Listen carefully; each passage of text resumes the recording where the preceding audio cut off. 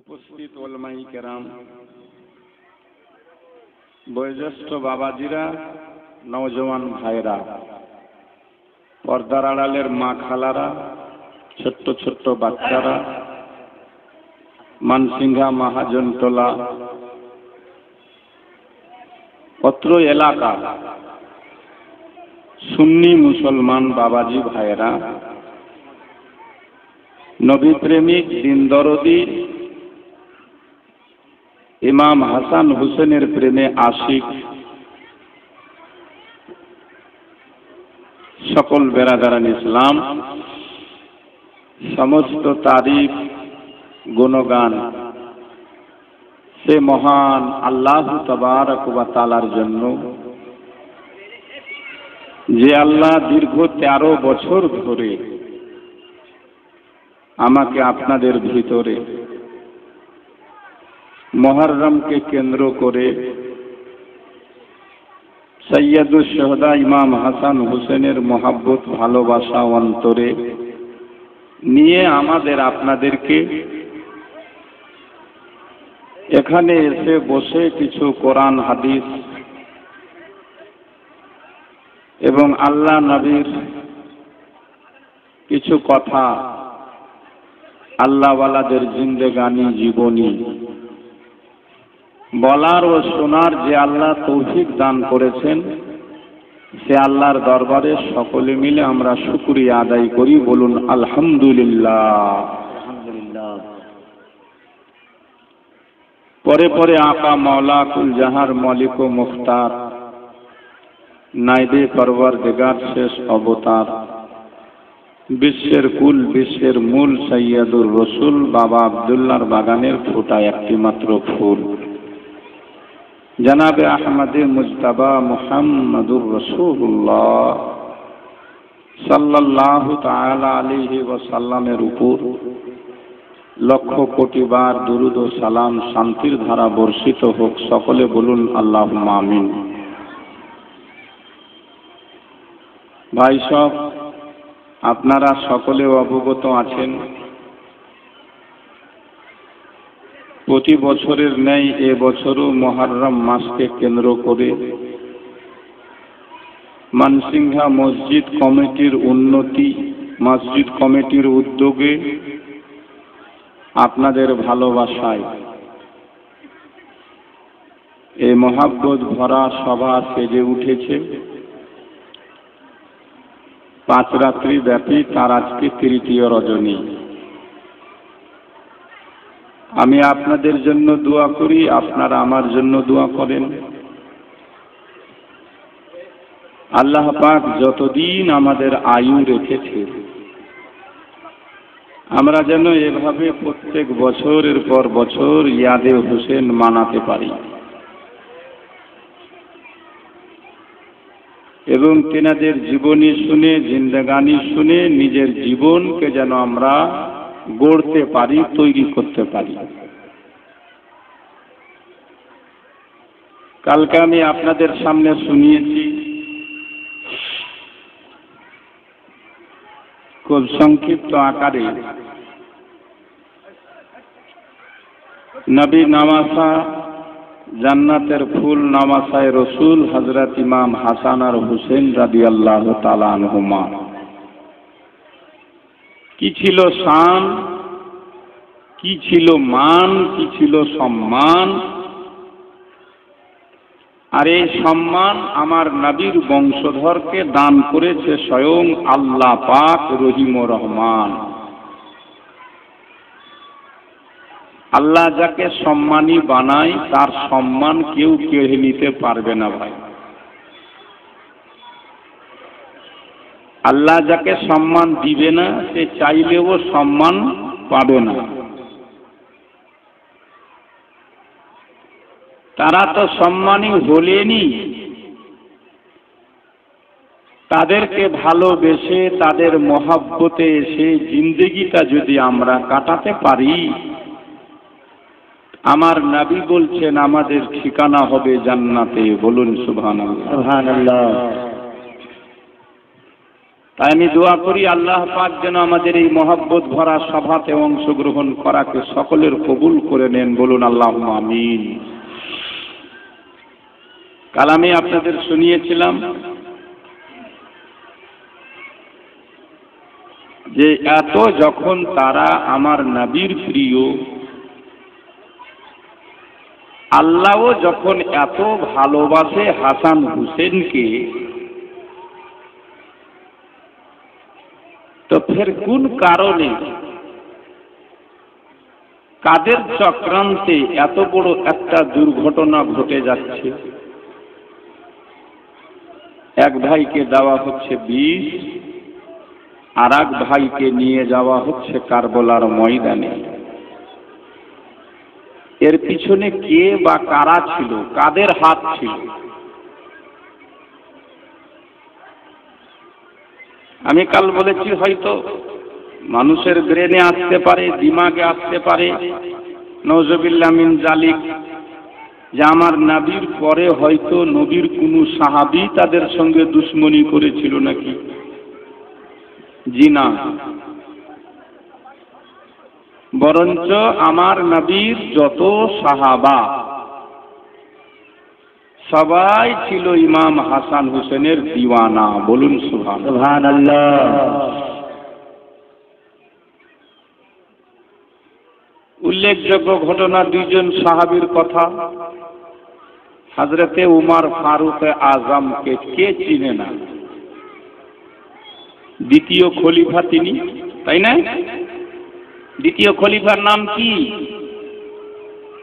ওই দ্বিতীয় খলিফার নাম কি? ছেলে পিলার বাপ, মাথায় খালি চাপ।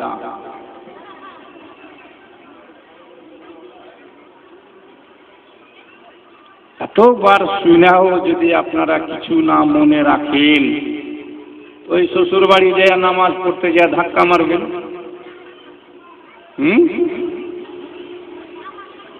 বিএ পাস কলেজের ছাত্র, জেন্টলম্যান, বিয়ে হয়েছে, শ্বশুর বাড়ি গেছে জুম্মার দিন, জুম্মার আজান হলো, চিতা আছে। তোর দাদি শাশুড়ি কইছে, হ্যাঁ রে ভাই জুম্মা পড়তে যাবি না? তুই কইছে, দাদি আমি তো জীবনে জুম্মা পড়িনি। I am a student, gentleman, under 10. তো বলছে আমাদের মানসিংহার বাচ্চা বাচ্চা জুম্মা পড়ে, আর তোমার বিহা হয়েছে কখন, বাপ হইবে তুমি জুম্মাটাও পড়ো না? তো বলছে আমি জানি না তো পড়বো কেমনি করে। তো বলছে আরে বোকা ছেলে, শিক্ষিত মানুষ, তুই যা মসজিদে গিয়ে দেখবি, লোক যেমন করবে তুই ওরকম করবি। ই চলে গেছে, যাওয়ার পর মসজিদে ঢুকে লোক দেখা দেখি উজু করেছে। দেখবেন এরকম মেলায় লোক থাকে, ও কয় রিকা তো জানে না। আপনার পার্শ্বে দাঁড়িয়ে গেছে, আপনি উঠবেন তো উঠবে, আপনি বসবেন তো বসবে। অনেক ছেলেপুলে আছে না, ইও চলে গেছে এরকম দেখা দেখি। সুন্নাত কি পড়া হয়ে গেছে, জুম্মার নামাজ 2 রাকাত ফরজ পড়বে, তো ফাঁসতে গেছে, ওই জন্য দাঁড়িয়েছে একবারে ইমামের সোজা। ইমাম ছিল ওই মসজিদের আগেকার জামানায় মুন্সি মোল্লাজিরা তো নামাজ পড়ে তো বেশি, বুড়া মুন্সি, 80 বছরের বুড়া, ওর পিছনে পড়েছে। যখনই সূরা পড়ে ইমাম সাহেব আল্লাহু আকবার কহে রুকুতে গেছে, জামাইটাও গেছে, সবাই গেছে।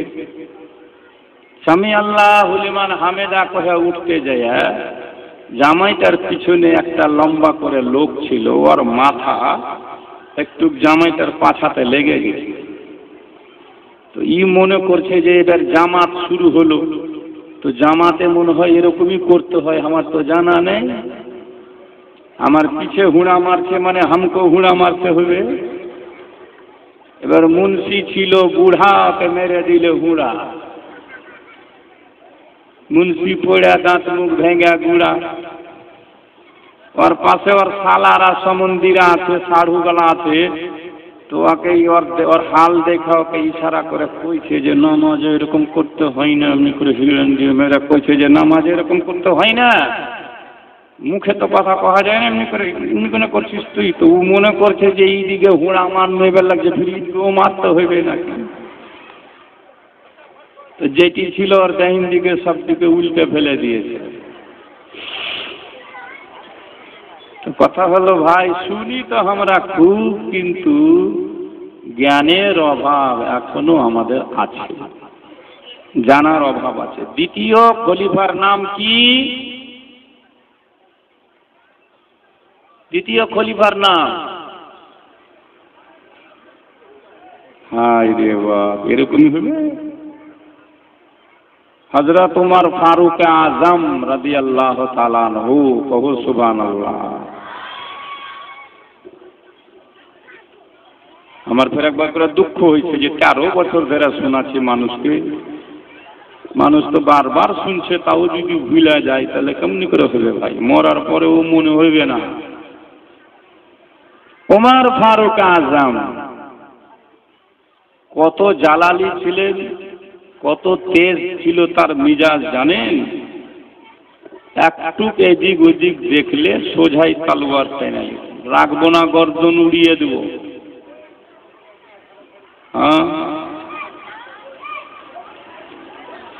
ওই উমর খেলাফতের পদে ওনার ছেলে নাম হচ্ছে আব্দুল্লাহ। কি নাম? জোরে কহো। ইমাম হুসেনের সাথে খেলতে খেলতে, ছেলেপিলা খেলতে খেলতে ফের ধাক্কা মুক্কা হয়ে যায় না? ওদের ধাক্কা মুক্কা হয়নি, এমনি দু কথা বাড়াবাড়ি হয়ে গেছে। হযরতে উমর ফারুক আজমের ছেলে আব্দুল্লাহর সাথে ইমাম হুসেনের দুটা কথা হয়ে গেছে।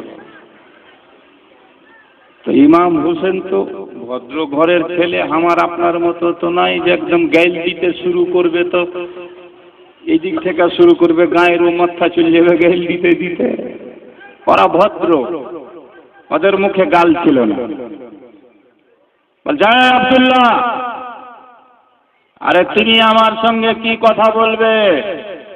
তোমার বাপ উমর হচ্ছে আমার নানার গোলাম, আর তুমি হলে আমার গোলাম। সুবহানাল্লাহ, জোরসে বলো সুবহানাল্লাহ।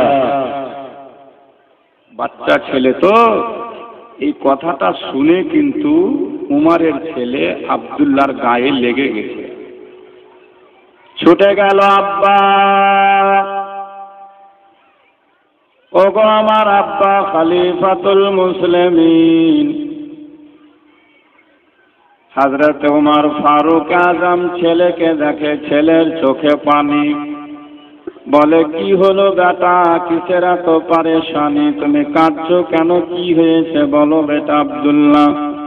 আমার ছেলেকে কে মারলো, আমার ছেলেকে কে নাই অন্যায় বললো?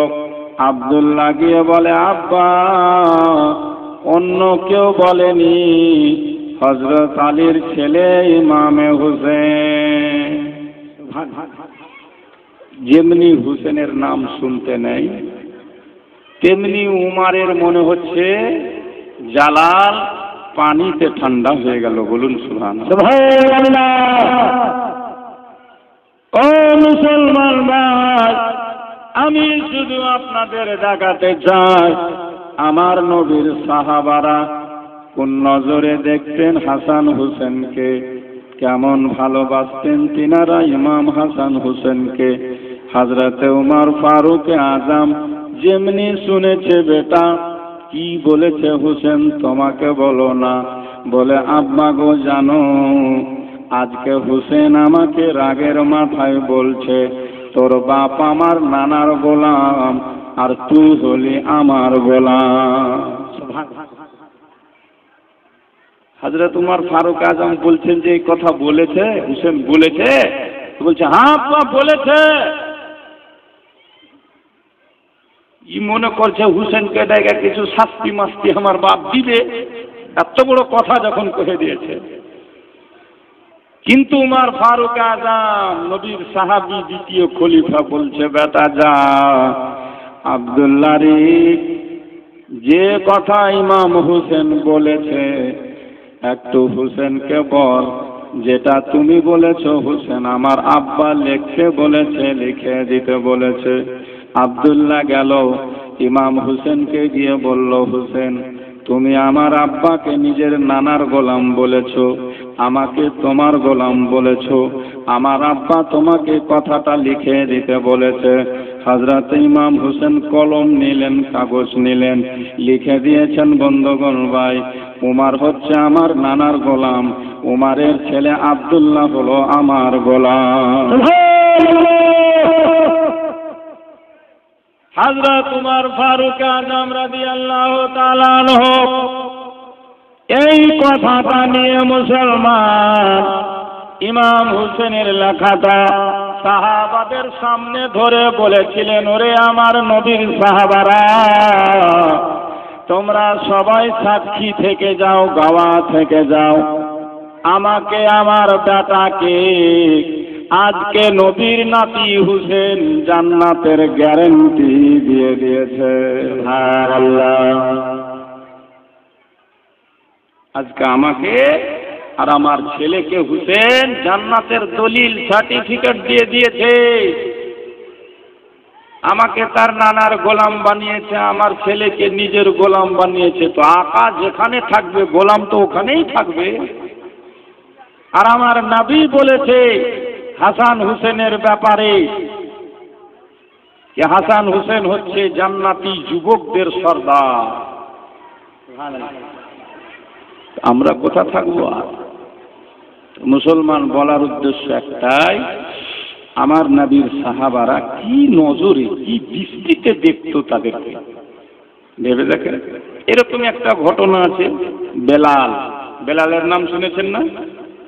জি, আরে হা হু করো না। বেলাল ইসলামের মুয়াজ্জিন বেলাল, আশিকে নবী বেলাল। আজান দিতেন চেপে মসজিদের মিনারাই বেলাল। আমার নবীর ইন্তেকাল হয়েছে, কিছু দিনের জন্য বেলাল আজান দেওয়া বন্ধ করে দিয়েছে। দুঃখে শোকে, কারণ চিন্তা করছে আমি যখন বলবো আশহাদু আন্না মুহাম্মাদার রাসূলুল্লাহ,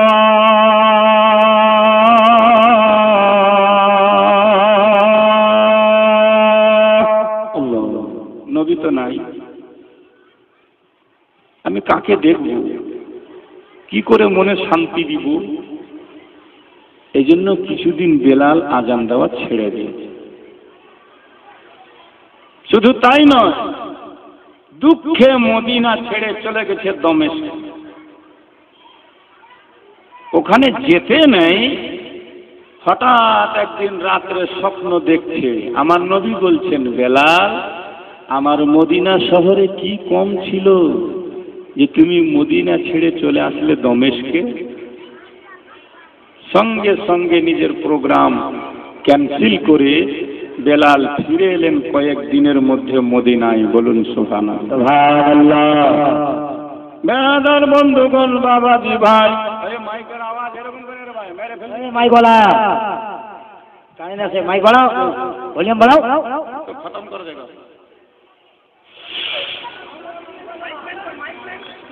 মাইক মান ভাই তাতে আসো। হযরত বেলাল রাদিয়াল্লাহু তাআলা আনহু মদিনাতে আসতে নাই বাবা। সাহাবাদের মধ্যে একদম আলোড়ন সৃষ্টি হয়ে গেল। বেলালকে দেখে সব সাহাবারা এসেছে ছুটে বলে, বেলাল রে, বেশ কিছুদিন হয়ে গেল তোমার মুখ থেকে আমরা আজান শুনতে পাইনি। বেলাল, এ আমার নবীর মুয়াজ্জিন বেলাল, তুমি একবার আজান দাও, তোমার আজান শুনলে যেন আমাদের মন ভরে যায়। বেলাল বলেছিলেন, ভাইরা, আর তোমরা আমাকে আজান দিতে বলবা না, কারণ আমি আজান দিব আমার নবীর নাম উচ্চারণ হবে, নবীকে দেখতে পাবো না, আমার সহ্য হবে না, বুক ফেটে মারা যাব আমি। হযরতে বেলালকে সাহাবারা ধরে অনুরোধ করে, বলে বেলাল যে একবার আজান দে ভাই, একবার আজান দে। বেলাল সবার সামনে না করে দিয়েছে। সাহাবায়ে কেরামরা বললেন, ভাই একটা উপায় আছে, যদি আজান শুনতে হয় চলো আমরা ইমাম হাসান হোসেনকে ডেকে পাঠাই, এটা আমাদের পূর্ণ বিশ্বাস আছে। ইমামে হাসান হোসেন যদি বেলালকে বলে আর বেলাল না করতে পারবে না। কি ছিল তাদের ধারণা?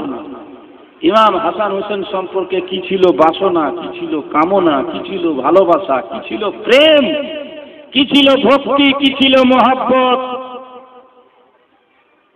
তাই বেরাদার বন্ধুগণ ভাইয়েরা, সাহাবায়ে কেরাম গেল ইমাম হাসান হোসেনের দরবারে হাজিরি দিল। দেওয়ার পর বলেছিল, হুজুর আপনারা দুই ভাই গিয়ে একটু বেলালকে বলেন বেলাল যেন আজান দেয়। বেলাল কাউরির কথা শুনতে রাজি নয়, বেলালকে আমরা রাজি করতে পারি না হুজুর। ইমাম হাসান হোসেন গেল, যাওয়ার পরে বেলালকে ডেকে বলেছিল, ও বেলাল, আমার নানার মুয়াজ্জিন বেলাল, আজান দাও।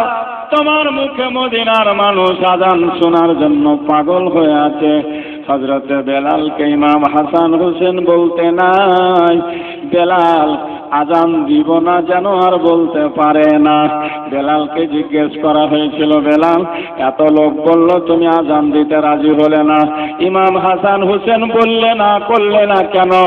বেলাল বলেছে, ভাইরা আমার জানো, যখন হাসান হোসেন আমাকে আজান দিতে বলেছিল আমার যেন মনে হলো হাসান হোসেন রূপে আমার দোজাহার বাদশাহ নবী বলছে আমাকে আজান দিতে।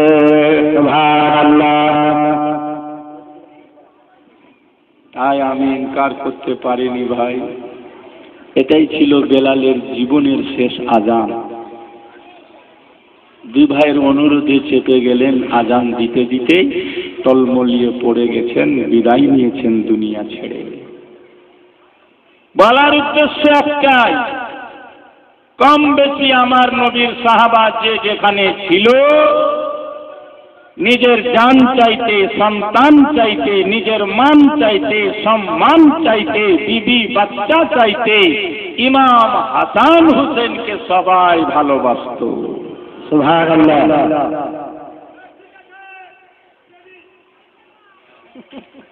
তাহলে কোন সাহাবীর দ্বারা এ কাজ হয়নি। প্রশ্ন জাগবে বাবা, তাহলে কে ছিল, কারা এমন কাজ করলো? ইতিহাস পড়লে কয়েকটা লোকের নাম পাওয়া যায়।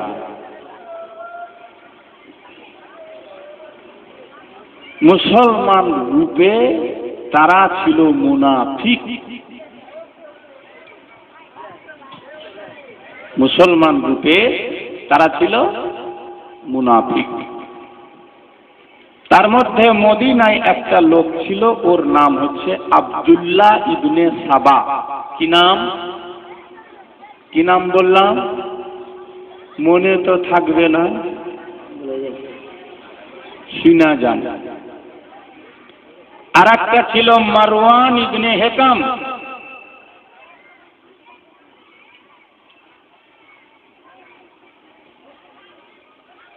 আর মিশরে একজন ছিল, ওর নাম হচ্ছে আব্দুল্লাহ ইবনে সারাহা।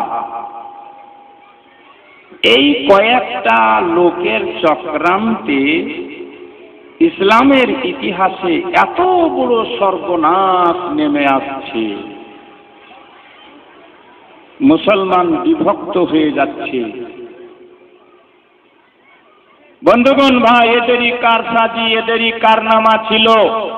ইতিহাস পড়লে বোঝা যায় আমাদের নবীজির দুনিয়াতে আসার আগে আরব দেশে দুই ভাই পয়দা হয়েছিল জড়ুয়া। তাদের হাত আলাদা, পাও আলাদা, মুখ আলাদা, নাক কান আলাদা, পিঠ ছিল লাগা। তালোয়ার দিয়ে পিঠটা কেটে করা হলো আলাদা। একজনার নাম রাখা হলো উমাইয়া, আর একজনার নাম রাখা হলো হাসিম। বোঝা গেল? এরা দুই ভাইয়ের দুটা খানদান হলো, বংশ হলো। আর এই দুটা বংশে যখন যুদ্ধ টুদ্ধ লেগে যেত তো থামাথামি হতো না। চলছে তো চলছে, মাসকে মাস। কত ছেলে পুলে বাপ হারা, কত মেয়েরা বিধবা বেসাহারা হয়ে গেছে এদের কারণে। আমার আপনার নবী দুনিয়ায় এলেন রহমতুল লিল আলামিন। আসার পরে আমার নবী নিজের ব্যবহারে সব যুদ্ধকে দূরে সরিয়ে দিয়ে মানুষকে এমন ভাবে মিলিয়ে দিলেন, বেরাদার বন্ধুগণ, কে উমাইয়া বংশের কে হাশমি বংশের চিনা যেত না। এমন মিলেমিশে থাকতে লাগলো দুই খানদানের লোকেরা। শুধু দুই খানদানের লোক নয়, সারা মক্কার মানুষকে আমার নবী প্রেমের সাগর বানিয়ে দিয়েছিলেন। আর কেউ কোনোদিন ভাবতে পারেনি এই যুদ্ধ দ্বন্দ্ব কোনোদিন মাথা চাড়া দিয়ে উঠতে পারে। বেরাদার বন্ধুগণ ভাই, তবে মুসলমান সেজে মুনাফিক যারা ছিল মদিনায় বহু চেষ্টা করেছিল ইসলামকে কমজোর করে দিতে। তারা চেয়েছিল মুসলমানকে খতম করে দিতে। আমার নবীর জামানায় চেষ্টা চালালো, সফল হতে পারল না। নবী যখন চলে গেলেন দুনিয়া ছেড়ে, আবু বকর সিদ্দিক এলো খলিফা হয়ে। আবু বকর সিদ্দিকের জামানায় কিছু মুনাফিকেরা মাথা ছাড়া দিয়ে উঠল, আর তারা বলতে আরম্ভ করেছিল, আমরা যাকাত দিতে পারবো না, যাকাত দেওয়াটা অতিরিক্ত ট্যাক্স মনে হচ্ছে আমাদের উপরে। হযরত আবু বকর সিদ্দিক এলান করেছিলেন নবীজির মেম্বারে দাঁড়িয়ে, আমার নবীর জামানায় যারা একটা উটের দড়িও যাকাত দিয়েছে, আজ যদি না দেয় আমি আবু বকর তাদের সঙ্গে জিহাদ ঘোষণা করে দিলাম।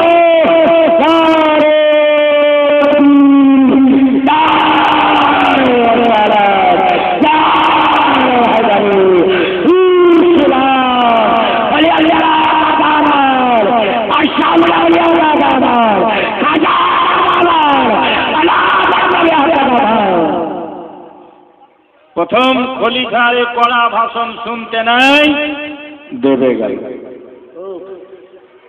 হযরত উমর ফারুক আজমের সময় এলো। উমর ফারুক আজমের জামানাতে ভয়ে কোনো মুনাফিক মাথা চাড়া দিতেই পারে। জানছে যে উমর এমনি জালালি, একটু এদিক ওদিক শুনলে মাথা রাখবে না, উড়িয়ে দিবে। কোনো কথা শোনাশুনি নাই। এত মিজাজি ছিলেন, জালালি ছিলেন হযরত উমর ফারুক আজম। নিজের বেটাকে ছাড়েনি তো দূর থাক। এই আব্দুল্লাহ যার কথা বললাম, একদিন কাউরির সামনেও বলে দিয়েছে যে আমি সব খাইতে ভালোবাসি, কদ্দু খাইতে ভালোবাসি। কদ্দু বুঝেন না আপনারা? কদ্দু খান কিনা? কদ্দু খাওয়াটা আমার নবীর সুন্নাত। কদ্দু খাওয়াটা কি? নবীজি এক সাহাবীর বাড়িতে দাওয়াতে গেছেন, তো খাসির মাংসতে কদু মিক্সচার করে রান্না করে নবীকে দেওয়া হয়েছে। আমার নবী মাংস ছেড়ে ছেড়ে কদু খাচ্ছেন। বলুন সুবহানাল্লাহ। এবং কদুর জন্য নবীর দোয়া আছে, যেই বাড়িতে কদ্দুর গাছ থাকবে সেই বাড়িতে তরকারির অভাব। এই জন্য ফলে বেশি। তো কদু খাওয়া নবীজির, কিন্তু কাউকে ভালো লাগতেও পারে, কাউকে ভালো নাও লাগতে পারে। আব্দুল্লাহ কার সামনে বলে দিয়েছে যে আমি সব ভালোবাসি, কদ্দু খাইতে ভালো। এই কথাটা কেমনি করে বাই দিবাই হযরতে উমর শুনেলেই যে আমার বেটা আব্দুল্লাহ কহেছে কদ্দু খাইতে ভালোবাসি না। বেটাকে ডাকতে, বেটা শুনতো রে, আর এদিকে তলোয়ার হাতে নিয়ে, তুই বলে কহেছি যে কদ্দু খাইতে ভালোবাসি না। মিজাজ দেখা বেটার মুখ দিয়ার কথা বাড়ায়।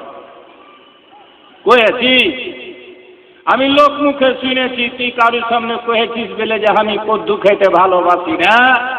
তো তো বেটা যেই খাবার আমার নবী ভালোবেসেছে, তুই আমার আপনার বেটা, তুই যদি কহিস যে আমি কদ্দু ভাইতে ভালোবাসি না, আমাকে ভালো লাগে না, তাহলে এক্ষুনি তোর গর্দন উড়িয়ে দিব আমি উমার, তোর মতন বেটা আমিও ভালোবাসি না।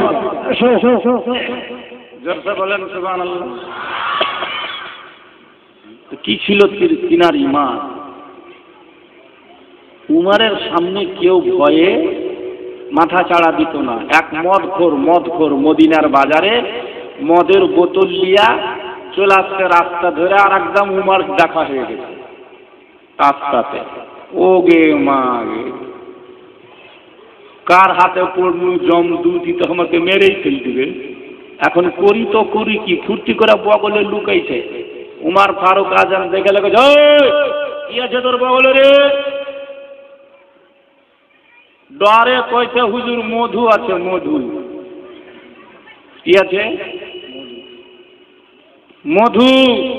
আর এদিকে তলে তলে কইছে, আল্লাহ তুই আমাকে আজকে উমারের হাত থেকে বাঁচিয়ে লিস, আমি সারা জীবনের মতো তওবা করলাম, জীবনে ছুবো না, খাবো না, ওইদিকে যাবো না। হযরত উমর ফারুক আজম রাদিয়াল্লাহু তাআলা আনহু বলছেন, বের কর বোতলটা, আমি দেখতে চাই। যখনই বগল থেকে বের করেছে তো দেখছে যে মদ মধু হয়ে গেছে। ভয়েতে বলুন সুবহানাল্লাহ। ইবলিস শয়তান পর্যন্ত রাস্তা দিয়ে হাঁটতো না উমর আসছে বলে, বলুন সুবহানাল্লাহ। তো বাবা ভাই, বলার উদ্দেশ্য একটাই, যে মুনাফিকরা চাইছিল ইসলামকে কমজোর করে দিতে, আমার নবীকে, নবীর উম্মতকে ভেঙে দিয়ে খণ্ড খণ্ড করে দিতে, মুসলমানদেরকে ইখতিলাফ করে দিয়ে, লড়িয়ে দিয়ে মাঝখানে ফায়দা লুটার চেষ্টা করেছিল যারা, উমারের জামানায় মাথা চাড়া দিতে পারল না। যখন উমর ফারুক আজম চলে গেলেন বাবা, তৃতীয় খলিফা হলেন কে? তৃতীয় খলিফা কে? হায় রে বাবা, তৃতীয় খলিফা উসমান গনি যুন্নুরাইন রাদিয়াল্লাহু তাআলা আনহু। বড় সাদা সিধা লোক ছিলেন তিনি, সুফি মিজাজের লোক ছিলেন উসমানে গনি। ঝামেলা টামেলা পছন্দ করতেন না। বেরাদার বন্ধুগণ ভাই, 12 বছর ধরে চালিয়েছেন নবীজির এই খলিফা হয়ে খেলাফতখানা। সারা মুসলিম জাহানের তিনি হয়েছেন শাহানশাহ, বাদশাহ, আমিরুল মুমিনিন। 12 বছরের মধ্যে 6 বছরে উমর ফারুক আজমের জামানা থেকেও মানুষ বেশি প্রশংসা করতে লেগেছে উসমান গনির। খুব নরম মেজাজ ছিলেন বলে। তবে লাস্টে দোস্ত 6 বছরের মধ্যে বিভিন্ন জায়গায় ইখতিলাফ হয়ে গেল। হযরত উসমান গনির জামানায় উনি খেলাফতের থাকাকালীন মিশর দেশে আব্দুল্লাহ ইবনে সারহা নামে একটি লোক ছিল, যার নাম নিলাম আমি আগে। দোস্ত বন্ধুগণ ভাই, সেখানে কিছু গড়বড় তার দ্বারা দেখা যায়, যার ফলে সেখানকার লোক এলো মদিনায়। মদিনাতে এসে হযরত উসমান গনিকে বলেছে, হুজুর ওখানকার গভর্নর চেঞ্জ করা দরকার। আব্দুল্লাহ ইবনে সারহা কিছু গড়বড় স্টার্ট করে দিয়েছে হুজুর, অন্যায়ভাবে চলছে, মানুষকে চালাচ্ছে, যেটা আমরা সহ্য করতে পারি না গো খলিফাতুল মুসলিমিন। আপনি ওখানকার শাসনভারকে হাতে নিন, ওখানকার গভর্নরকে চেঞ্জ করে দিন। এই কথা বলতে নাই মদিনায় এসে হযরত উসমান গনি বলেছিলেন, তোমরা মদিনাতে যাকে পছন্দ করবে আমি তাকেই বানিয়ে দিব গভর্নর। তোমরা যাকে সাপোর্ট করবা, যাকে সমর্থন করবা, আমি তাকেই বানিয়ে দিব। কাকে চাও? বেরাদার বন্ধুগণ ভাই, যে লোকগুলো এসেছিল মদিনায় আমিরুল মুমিনের কাছে আব্দুল্লাহ ইবনে সারহার বিরুদ্ধে রিপোর্ট নিয়ে, এই লোকগুলার কথা জানতে পেরে আব্দুল্লাহ ইবনে সারহা তাদেরকে ধরে কেটে দিয়েছিল, কতল করে দিয়েছিল বাবা। তখন গোটা মিশরে আরো ব্যাপক হইচই হয়ে গেল। মদিনাতে আবার লোক এসে বলল, হুজুর অতি সত্য সেখানকার গভর্নর চেঞ্জ করা দরকার।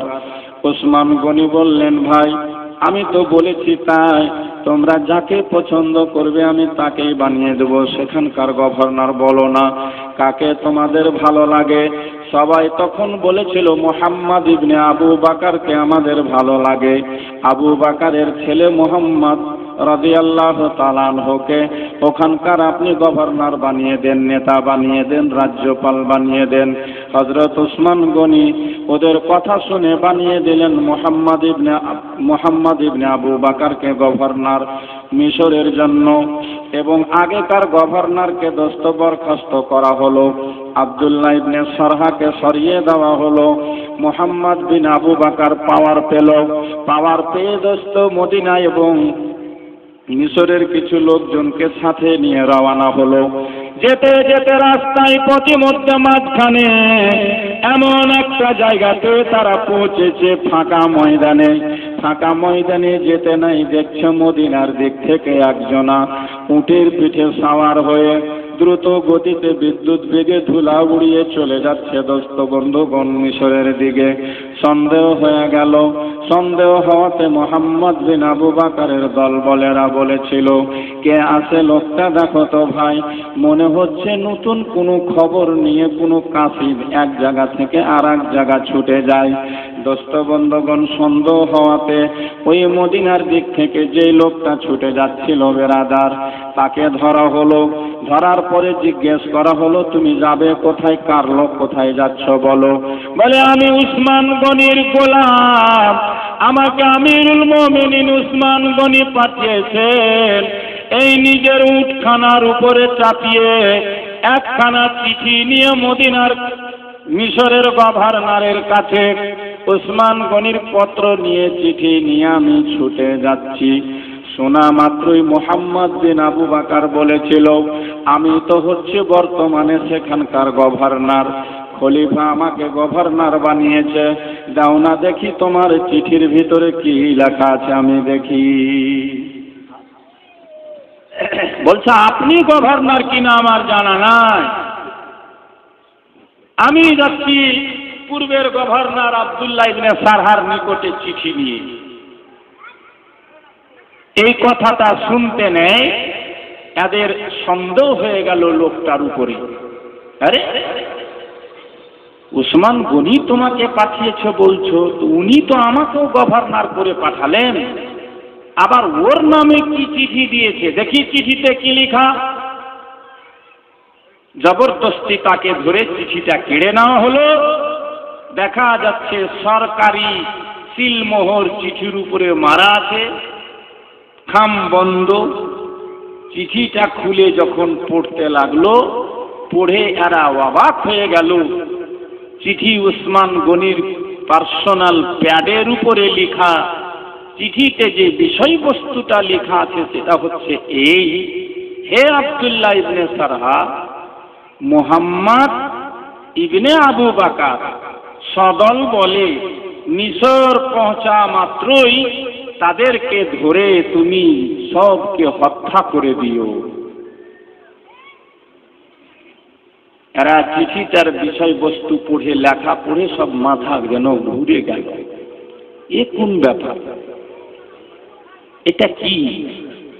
নিশ্চয় এর মধ্যে কোনো চক্রান্ত আছে। না, আমরা আর মিশরে যাব না, ফিরে চলো মদিনা। মিশরের যে লোক ছিল তাদেরকে সাথে নিয়ে মুহাম্মদ বিন আবু বকর সোজাসুজি মদিনায় এসে হযরতে আলীর সঙ্গে দেখা করল। আর গিয়ে বলল, হুজুর দেখেন তো এটা কি হচ্ছে। উসমান গনি আমিরুল মুমিনিন আমাকে ওখানকার গভর্নর বানালেন, আবার আমার পিছনে পিছনে নিজের প্যাডে চিঠি লিখে পাঠিয়েছেন যে এরাকে ওখানে যাওয়া মাত্রই তুমি ধরে বন্দি করে মেরে দিবে। এটা কি ধরনের কথা হচ্ছে হুজুর, আমরা কিছু বুঝতে পারছি না। হযরত আলী চিঠিটা নিয়ে বড় চিন্তায় পড়ে গেলেন। উসমান গনি এমন কাজ করতে পারে? এটা তো হতে পারে না। তাহলে নিশ্চয় এর মধ্যে কোনো চক্রান্ত আছে, কাউরির কারসাজি হয়েছে। চলো তো আমি যাব উসমান গনির দরবারে।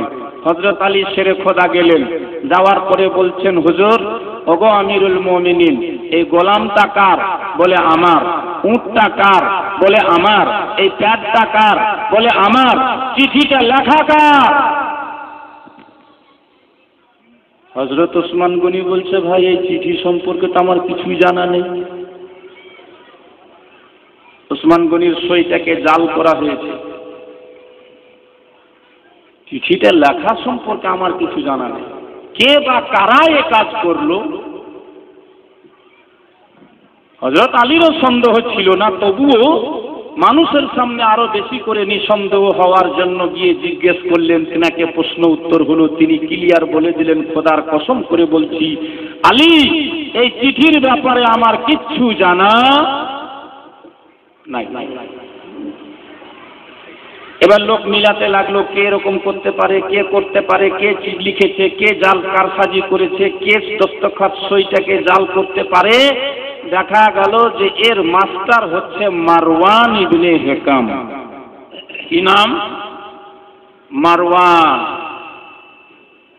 ওই দলের সঙ্গে মিলেছিল মারওয়ান, মেন ভূমিকা ছিল এই মারওয়ানের। এ মারওয়ানটা কে? মারওয়ান যখন জন্ম নিয়েছিল ভাই, 7 দিন 3 মাসে বাচ্চাদের মুখে আমরা চিনি খাওয়াই, ক্ষীর দিই।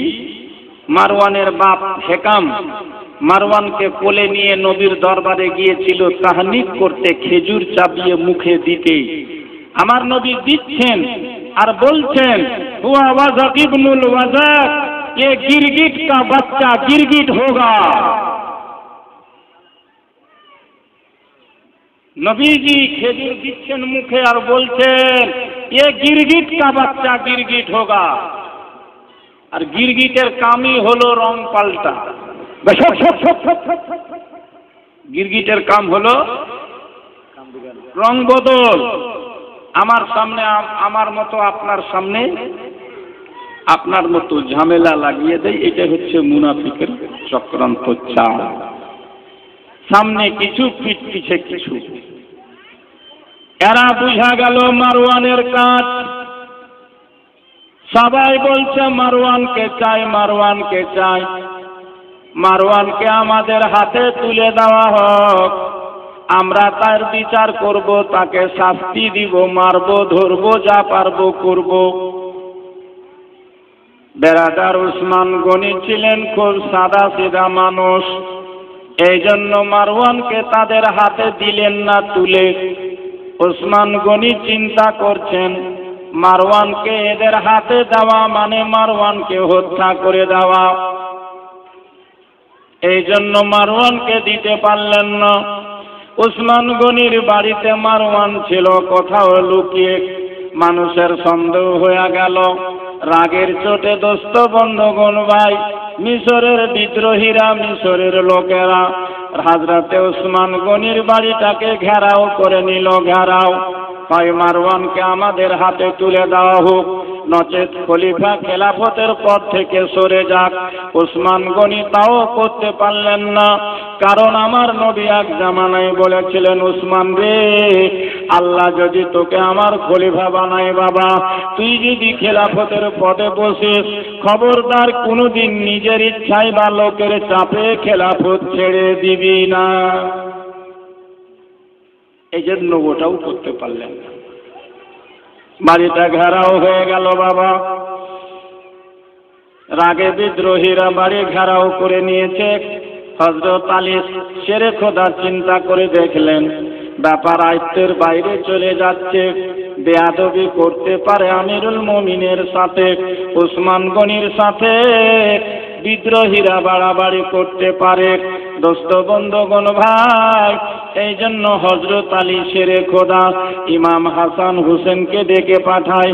ডেকে পাঠিয়ে বলেছিলেন, ওরে আমার বেটারা, ওরে হাসান আর হুসেন, তোমরা আমিরুল মুমিনের দরজাতে কড়াভাবে দাঁড়িয়ে থাকবে। কোনো দুশমনে ঢুকে গিয়ে ঘরের ভিতরে যেন বেয়াদবি করতে না পারে। দোস্ত বন্ধুগণ ভাই, বাবার নির্দেশে 2 ভাই গেটে দাঁড়িয়ে যায়। তবে বন্দী হওয়া অনেক দিন হয়ে গেছে। 40 দিন ধরে বাড়িটা ঘেরাও করে রেখেছিল বিদ্রোহীরা। আর কালক্ষেপ না করে দোস্ত বন্ধুগণ এমন অবস্থা হয়ে গেল, আমিরুল মুমিনের কাছে পানি যাওয়া বন্ধ হয়ে গেল। হযরতে আলী শেরে খোদা চেষ্টা করে কষ্ট করে প্রথম দিকে কিছু পানি পাঠালো, পরে আর সেটা সম্ভব হলো না। লাস্ট অবধি দুজন বিদ্রোহী মোহাম্মদ বিন আবু বকরকে সঙ্গে নিয়ে একজনের ঘর টপকে প্রাচীর টপকে ঢুকে গেল খলিফার বাড়ির ভিতরে। রমজান মাস ছিল বাবা 35 হিজরিতে। হযরতে উসমানে গনি রাদিয়াল্লাহু তাআলা আনহুর বিবি নাইলা না যার নাম ছিল, কোরআন তেলাওয়াত করছিলেন। পাশে উসমান গনি রাদিয়াল্লাহু তাআলা আনহু বসে বসিয়েছিলেন। এমন অবস্থায় মোহাম্মদ বিন আবু বকর ঘরের ভিতরে ঢুকে খলিফার দাড়ি ধরে অশ্লীল ব্যবহার প্রদর্শন করে। উসমান গনি বলেছিলেন, মোহাম্মদ রে, আজ যদি তোর বাবা আবু বকর বেঁচে থাকতো, আমার প্রতি তুমি যে দুর্ব্যবহার দেখিয়েছ, এটা দেখলে তোর আব্বা আবু বকর সহ্য করতে পারতো না। মোহাম্মদ এই শুনে লজ্জাতে বেরিয়ে গেল। আবু বকরের ছেলে বাকি যে মিশরের দুজন বিদ্রোহী লোহার রড দিয়ে উসমান গনিকে আঘাত করে দিল। একজনের হাতে তলোয়ার, ওনার স্ত্রী বিবি নাইলা বাধা দিতে গিয়ে আঙ্গুল কেটে পড়ল মাটিতে। কোরআনের পাতা রগে গেল, লাল হয়ে গেল। কিছুক্ষণের মধ্যে উসমান গনিকে তারা শহীদ করে দিল। ইন্না লিল্লাহি ওয়া ইন্না ইলাইহি রাজিউন। উসমান গনির বিবি ছাদের উপরে গিয়ে এলান করলেন, ভাই ওগো মদিনার মানুষেরা, উসমান গনি আর দুনিয়াতে বেঁচে নাই। বিদ্রোহীরা তাকে শহীদ করে দিয়েছে। খবর বিদ্যুৎ বেগে আগুনের মতো বন্যার মতো ছড়িয়ে গেল বাবা গোটা মদিনাতে। হযরতে আলী খবর শুনে দৌড়িয়ে এসে দেখেন বেটারা দুইজন কড়াভাবে দাঁড়িয়ে আছে দরজাতে। হযরতে আলী শেরে খোদা হাসান হুসেনকে ডেকে বলেছিলেন, বেটা, ওগো আমার ছেলে হাসান, ওগো আমার ছেলে হুসেন, বলো বাবা, তোমাদের দুইজনকে ডিউটিতে রেখে গেলাম, কিভাবে আমিরুল মুমিনিনকে শত্রুরা হত্যা করে দিল, শহীদ করে দিল, বলো। বড় ছেলেকে এক ঘুষা, ছোট ছেলেকে এক থাপড় বা তামাচা মেরে বলেছিলেন, কাইফা কুতিলা আমিরুল মুমিনুন, আমিরুল মুমিনুন মুমিনিন ওয়া আনতুম আলাল বাব, কি করে আমিরুল মুমিনিন হত্যা হয়ে গেল, শহীদ হয়ে গেল, তোমরা যদিও দুই ভাই দরজাতে দাঁড়িয়েছিলে। বেরাদার বন্ধুগণেরা দুইজন বলে, আব্বা যান, আপনি ভালো করে খবর নিয়ে দেখেন আব্বা, এই দরজা দিয়ে গেট দিয়ে কাউকে আমরা ঢুকতে দেইনি। পরে খবর নিয়ে জানা গেল পাশের বাড়ি দিয়ে প্রাচীর টপকে দুশমনেরা ঢুকেছিল ঘরের ভিতরে। বেরাদার বন্ধুগণ ব্যাপক হইচই শুরু হয়ে গেল মদিনার ভিতরে। সাহাবায়ে কেরামরা দৌড়িয়ে গিয়ে হযরত আলী শেরে খোদাকে বলে, আকা, খেলাফতের শূন্য পদ, খলিফা নাই, মদিনা শূন্য হয়ে গেল, নেতা না থাকলে দেশের অবস্থা খারাপ হয়ে যাবে, ইসলামের দুশমনেরা শক্তি পেয়ে যাবে, বিদ্রোহীরা যেভাবে মদিনায় ভরে গিয়েছে চতুর্দিকে, ইসলাম বরবাদ হয়ে যাবে, তহস নহস হয়ে যাবে, ইসলামের লাগাম অন্যদের হাতে চলে যাবে। আপনি তাড়াতাড়ি খলিফা হয়ে যান, খেলাফতের পদে তাড়াতাড়ি বসে যান। হযরত আলী বাধ্য হলেন সাহাবাদের চাপে খেলাফতের পদে বসতে নাই। তবে আলীর একটা সন্দেহ ছিল, সাহাবাদের সামনে বলেছিল, গো আমার নবীর সাহাবারা, তোমরা বলছো সত্যি কথা, তবে আমি যখনই খেলাফতের পদে বসবো, হয়তো যারা দুশমন আছে তারা নিন্দা করতে আরম্ভ করবে যে আলী মনে হয় খেলাফত পাওয়ার জন্য চক্রান্ত করে উসমান গনিকে শহীদ করিয়ে দিয়েছে। এই জন্য এখন তোমরা আমাকে না বসতে বললেই ভালো। কিন্তু সাহাবায়ে কেরামরা বলেছিল, হুজুর কে কি ভাববে, কে কি বলবে, ওটা দেখার প্রয়োজন নাই। আপনি যদি না বসেন তাহলে আর বাঁচানো যাবে না। যেভাবে বিদেশি বিদ্রোহীরা ঢুকে পড়েছে মদিনায়, তহস নহস হয়ে যাবে ইসলামের নিয়ম আর কানুন। এই জন্য খলিফা থাকা দরকার। আপনি বসে যান। হযরত আলী তাদের অনুরোধে খেলাফতের পদে বসতে নাই বাবা। ওসমান গনির সঙ্গে ওসমান গনিকে হত্যা করাতে যারা জড়িয়েছিল এবং যে মুনাফিকরা চক্রান্ত চালাচ্ছিল, তারা বিরাট বড় একটা সুযোগ পেয়ে গেল। এবার আমরা হযরত আলীর ঘাড়ে সব দোষটাকে চাপিয়ে দিব। তারা তখন ছুটাছুটি করতে লাগলো, কার কাছে যাওয়া যায়, কাকে দিয়ে আলীর সঙ্গে যুদ্ধ লাগিয়ে দেওয়া যায়। দোস্ত বন্ধুগণ ভাই, সেই সমাতে নবীর বিবি মা আয়েশা, সারা বিশ্বের মুমিনদের মা আয়েশা হজ করতে গেছেন মদিনা ছেড়ে মক্কায়। উটের পিঠে চেপে তিনি হজ করে ফিরছেন মদিনার দিকে। এই বিদ্রোহীদের দলেরা, দুশ্মনেরা দৌড়াতে দৌড়াতে গিয়ে মা আয়েশার সামনে বলে, ওগো মা, ওগো নবীর বিবি আয়েশা, মদিনায় উসমান গনি শহীদ হয়ে গেছে মা। বর্তমানে হযরত আলী খেলাফতের পদে বসে আছে, দুশ্মনদের কাছ থেকে বদলা নিচ্ছে না। কি ভাবতে পারেন? মা আয়েশা জীবনে রাজনীতি করেননি, রাজনীতিতে অংশগ্রহণ করেননি। বেরাদার বন্ধুগণ ভাই, দুশ্মনেরা উসমান গনির শাহাদাতের ঘটনাটাকে এত সাজিয়ে গুছিয়ে মা আয়েশার কানে ঢোকাবার চেষ্টা করলো। মা আয়েশা বললেন, এটা তাহলেও অন্যায়। যদি উসমান গনি শহীদ হয়েছে, বর্তমানে আলী খলিফা, তাহলে তার বদলা নেওয়া উচিত, রক্তের প্রতিশোধ নেওয়া উচিত। আলী কেন নিচ্ছে না? তাহলে আলীর বিরুদ্ধে যুদ্ধ ঘোষণা করে দিতে হবে। মা আয়েশা সিদ্দিকা রাদিয়াল্লাহু তাআলা আনহা আলীর বিরুদ্ধে যুদ্ধ ঘোষণা করে দিলেন বাবা।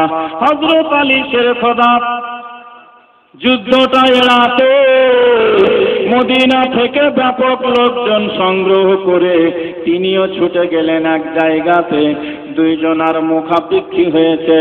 আলী চাইছেন, মা আয়েশাকে আমি কেমন করে গিয়ে বুঝাই, ওগো মা আয়েশা, ওগো নবীর বিবি আয়েশা, ওগো মুমিনদের মা আয়েশা, উসমান গনিকে শহীদ করার ব্যাপারে মা আমার কোনো পরোক্ষ বা প্রত্যক্ষভাবে কোনো হাত নাই গো মা।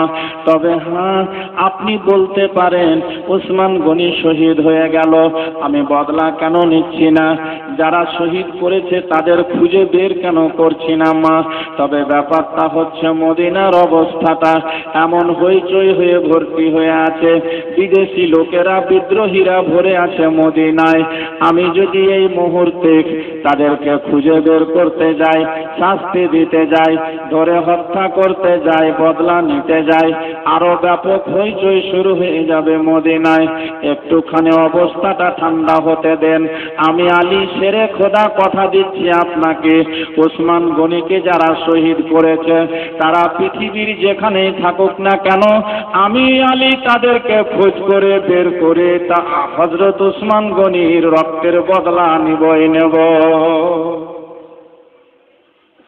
একটু মাহলটা ঠান্ডা হতে দেন, পরিবেশটা একটু ঠান্ডা হতে দেন। এই মুহূর্তে আমার জন্য তাদেরকে খুঁজে বের করা, রক্তের প্রতিশোধ বদলা নেওয়া যে কত কষ্টকর ব্যাপার মা, আমি ভাষা দিয়ে বুঝাতে পারবো না। মা আয়েশা বলছে, এটাই আমার কাম্য কামনা, তাহলে আর যুদ্ধ হবে না। বেরাদার বন্ধুগণ, এই ভেবে মা আয়েশার সঙ্গে যারা ছিল এক জায়গাতে রাত কাটাতে লাগলো। হযরত আলীর দল একদিকে রাত কাটাতে লাগলো বাবা। আর যুদ্ধ হবে না বলে আলী যুদ্ধ করবেন না, যুদ্ধ হতে দিবে না, মুসলমানদের রক্তপাত ঘটুক, আলী তা চাইছে না। আমাদের মাঝে ভুল বুঝাবুঝিতে সাধারণ পাবলিক মারা যাচ্ছে, মারা যাবে, সব দিন এটাই হয়েছে বাবা। বন্ধুগণ ভাই, হযরত আলী শেরে খোদা তাই চায়, ভুল বুঝাবুঝিতে মানুষের যেন জান না যায়। যুদ্ধ হবে না বলে সব আপন আপন দলে ফিরে গেল চলে। রাত কাটাতে লাগলো দোস্ত খোলা ময়দানে। হঠাৎ করে ওই দুশ্মনেরা যারা জড়িয়ে ছিল ঘটনার সঙ্গে, তারা চিন্তা করে দেখলো, যদি মা আয়েশার সঙ্গে আলীর যুদ্ধ না লাগে কালকে আমরা ফেঁসে যাব। একদিন আলী আমাদেরকে ধরে মৃত্যুদণ্ড দিবে, প্রতিশোধ নিবে, বদলা নিবে।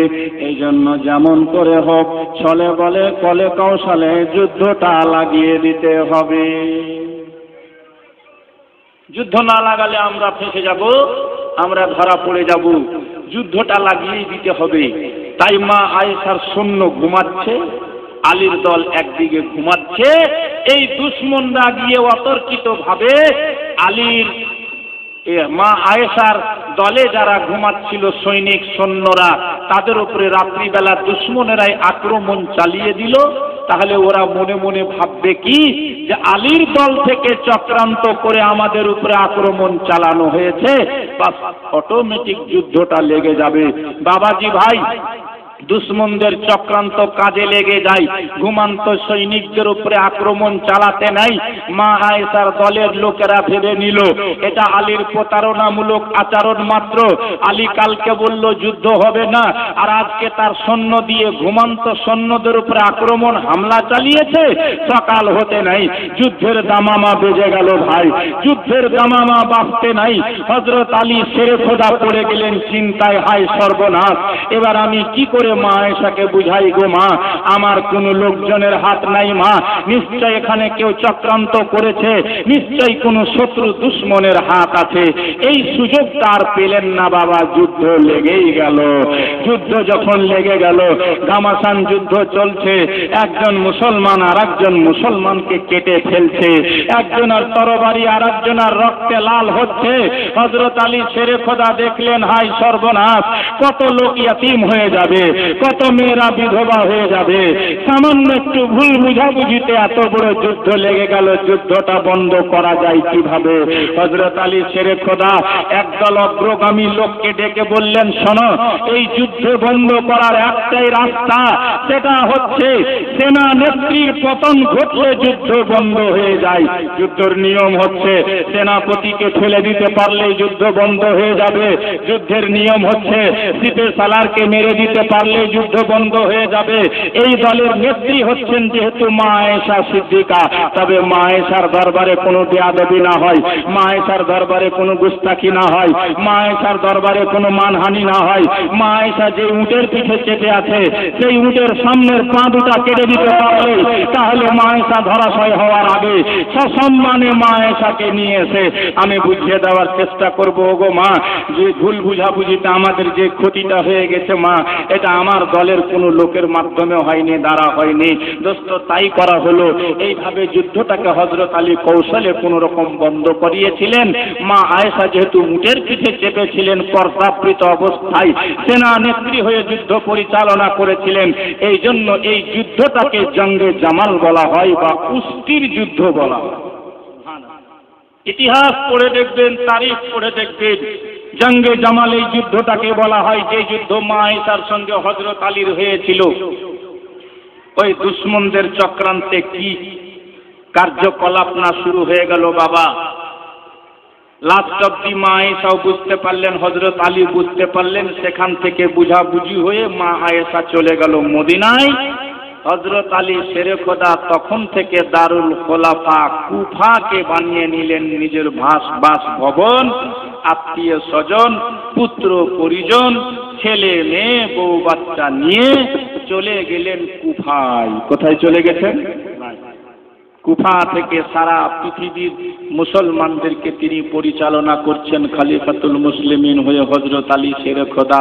কিন্তু বাবা জানেন, এই দুশমনদের চক্রান্ত এমনভাবে চলতে লাগলো, আলীকে তারা স্থিরভাবে খেলাফতের পদে বসে থাকতে দিল না। 5টা বছর যেতে না যেতেই আলীর সঙ্গে আর একটা যুদ্ধ তারা লাগিয়ে দিল। কি করে লাগাবে? তখন ইস্যু করলো, হ্যাঁ, একটা চক্রান্ত আমাদের কাজে লাগতে পারে। সেই চক্রান্তটা কি? এই দুশমনরা চক্রান্ত করছে, উসমান গনি ছিলেন উমাইয়া বংশের, ওই বংশেরই একজন হাকিম আছে শাম দেশে দমেশকে, তিনি হচ্ছেন আমিরে মুয়াবিয়া। তিনি হচ্ছেন কে? তিনারই বংশজাত ছিলেন উসমান গনি।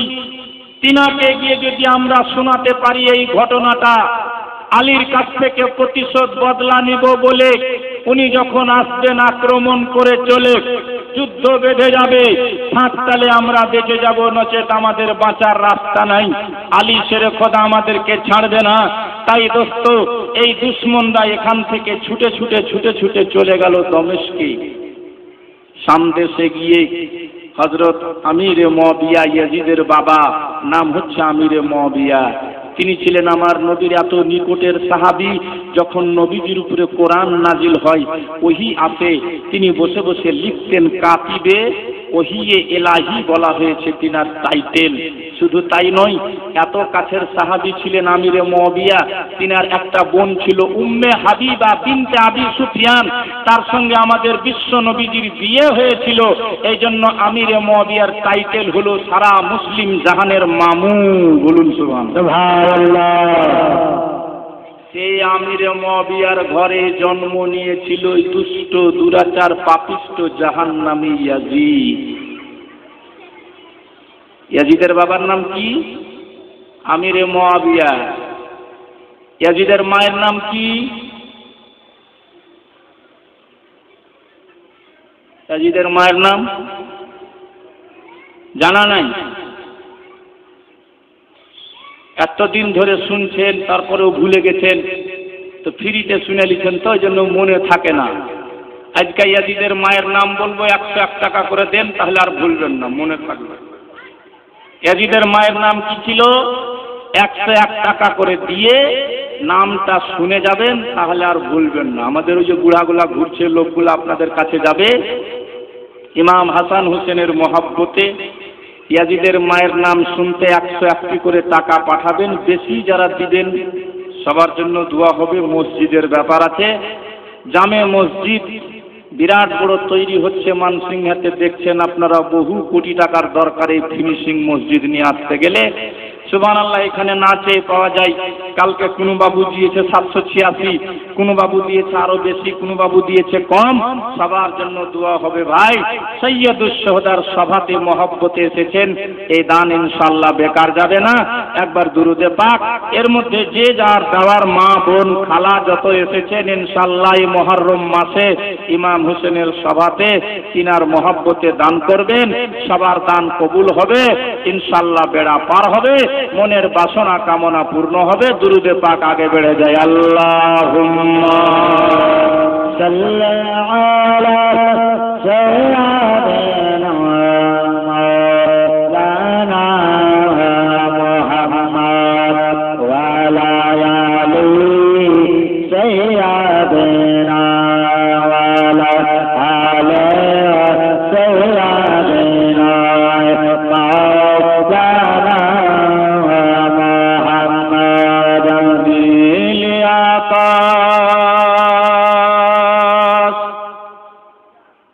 আজ লাল হইল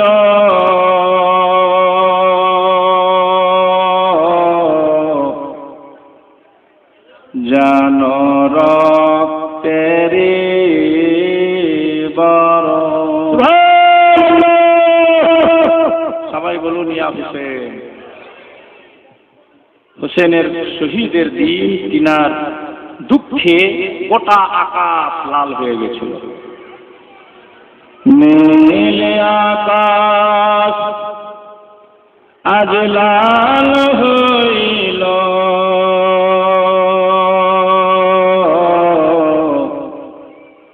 যেন রক্তের বরণ।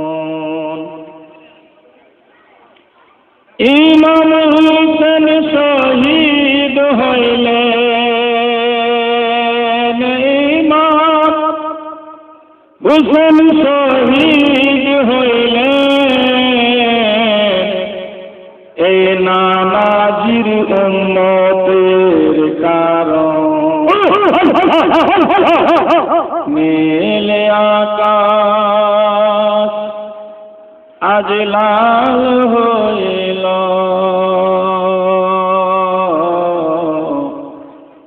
যেন রক্তের বরণ। জোরে বলুন সুবহানাল্লাহ। 150 খানা চিঠি দিয়া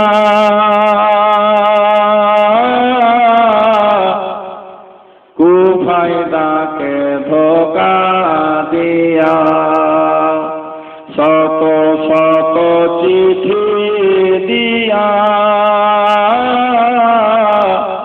কুফায়দাকে ধোকা দিয়া আবার তারাই শহীদ করে গিয়া আবার তারাই শহীদ করে গিয়া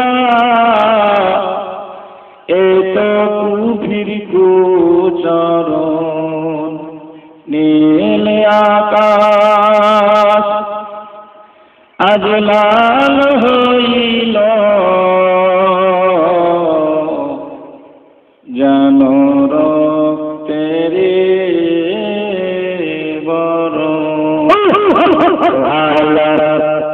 কারবালার মরু পরে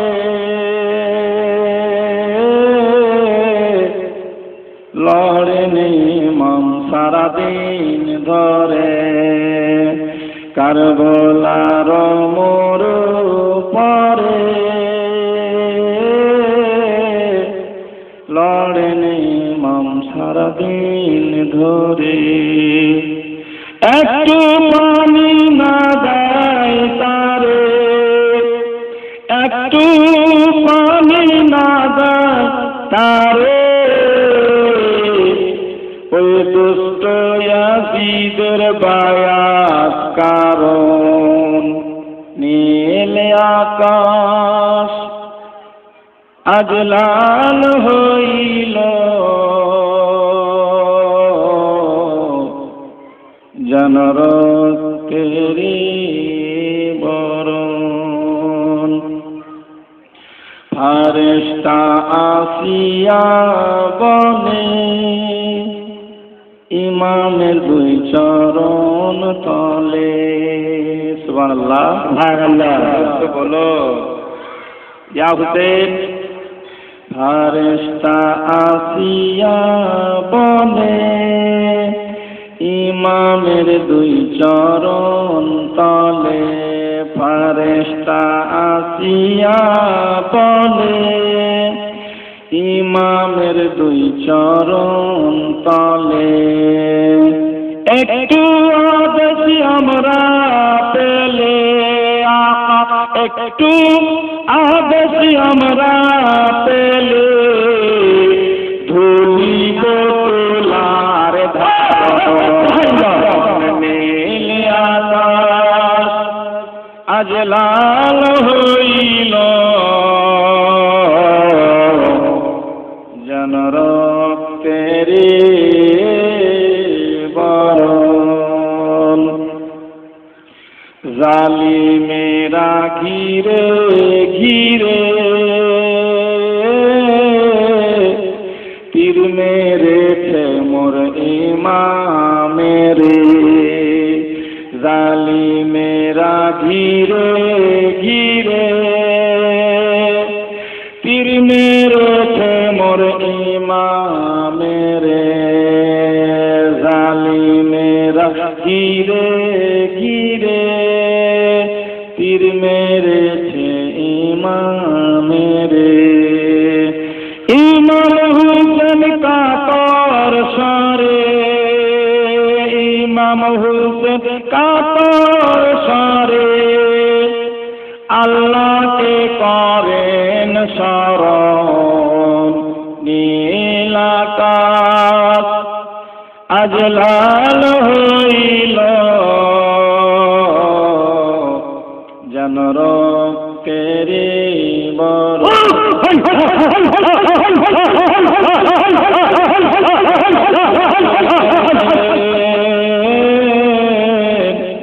নানাজির উম্মতের কারণ নীল আকাশ আজ লাল হইল যেন রক্তের বরণ আল্লাহুম্মা সাল্লি আলা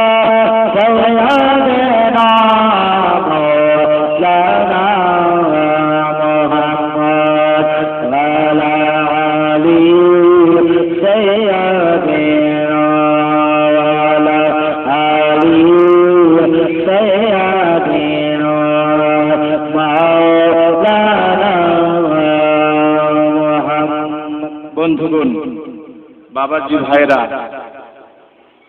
তাই সে দুশ্মন শত্রু মুনাফিকরা যারা লেগেছিল মুসলমানকে মুসলমানের সঙ্গে লড়িয়ে দিয়ে ইসলামকে কমজোর করে দিতে, যাদের উদ্দেশ্য ছিল, তারা হযরত আলী শেরে খোদার সঙ্গে আমিরে মুআবিয়ার যুদ্ধ লাগাবার জন্য ছুটে গেছে সামনে। আমিরে মুআবিয়াকে গিয়ে বলছে, হুজুর, মদিনাতে উসমান গনিকে শহীদ করে দেওয়া হলো, বর্তমানে হযরত আলী শেরে খোদা খেলাফতের পদে বসে আছেন, তিনি কোনো প্রতিশোধ বা বদলা নিচ্ছেন না। কে বা কারা তাকে হত্যা করেছে, শহীদ করেছে, তাদেরকে আলী খুঁজে বের করছেন না। হযরতে আমিরে মুআবিয়া শোনার পরে চিন্তা করলেন, আলী হচ্ছেন খলিফা, উসমান গনিও ছিলেন নবীজির তৃতীয় খলিফা, উনিও সাহাবী রাসূল, ইনিও সাহাবী রাসূল। ওনাকে জালিমেরা হত্যা করে দিল, শহীদ করে দিল, আর আলী তার বদলা নেবে না, এটা কেমন কথা? চিঠি লিখলেন একটা, হে আলী, আমি কি শুনছি, তুমি মদিনায় খেলাফতের পদে, উসমান গনি শহীদ হয়েছে, এখন পর্যন্ত তার প্রতিশোধ বদলা নেওয়া হচ্ছে না কেন?